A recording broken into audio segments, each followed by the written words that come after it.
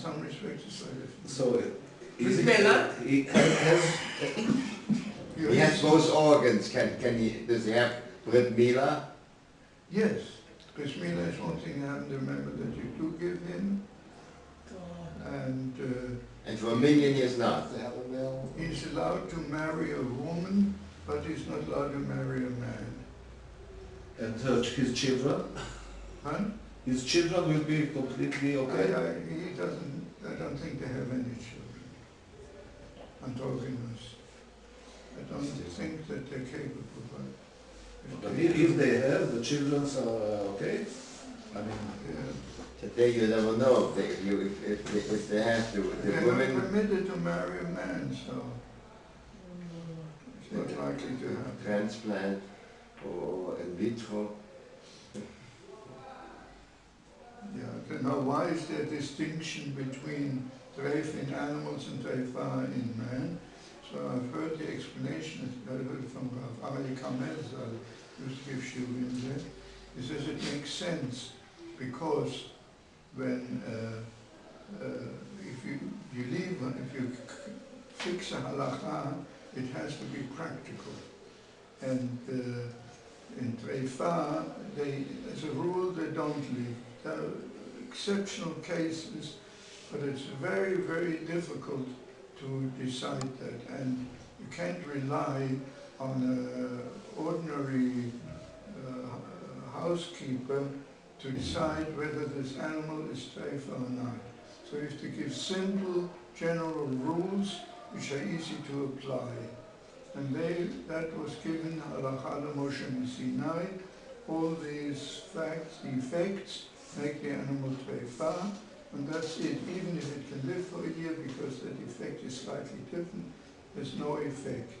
On the other hand, treifa in a human being only comes up in a high court, in a high legal court, and there the judges can be relied on to ask qualified opinions whether the person is treifa or not, and therefore there we go according to the scientific knowledge and not according to the simple tradition. So this what we've seen so far. I've covered the material, most of the material that I wanted to present. If there are any questions, you can raise them now. Otherwise, I'll have to. androgynous considered treifa? Androgynous Yes. considered treifa?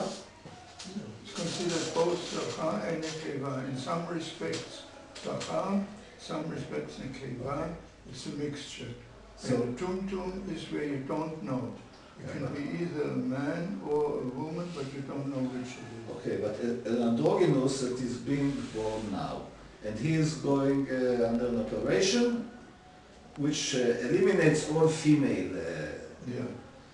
Then, is he a regular Jew or he has some? He's a Jew, but still in some respects he's restricted. I don't know offhand which laws, but there are laws where he would not be counted as a man. Can he act as a Kohen, for instance? Son? Kohen. Oh, come He was a Cohen. Cohen. He was a A Cohen. Kohen. If he was a Cohen, could he do? If he's a Cohen. He's asking questions. I don't know. I don't. No. It's a It's Balmum. considered a balmum. Yeah. It's a defect. The Kohen with physical defects is not allowed to function. All kind of physical defects? Son? All kind of physical defects? No, they're listed. A list of Serious physical defects disqualify him from the Siyat Kappan. He's considered a Kohen in other respects, like in temple service. He would be allowed. allowed to coach He it. couldn't function as a Kohen, but he was allowed to eat kochim like the Kohen. Kochim. So you have to announce your problem. It's a problem. Now,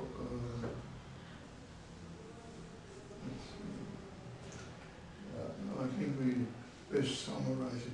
What we saw is that scientific knowledge of the Chachamim was important has definite influence on the halakha. Halakha is an impact on halakha, important impact. But the foundation is not necessarily from the Torah itself. As a rule, it's not from the Torah itself. The foundation we had to find ourselves. And God gave us the Torah. He gave us the humanistic, the moral aspects, the ethical aspects. He handed over to us because we have no way of determining the truth by ourselves in the area of humanities and philosophy. Therefore, it was given in the Torah. When it comes to physical law, to natural law, we are supplied with the means to determine the facts. Therefore, the Torah did not hand it over to us. It left it to us to determine ourselves the physical facts so that we can live by Torah. And therefore, as we said,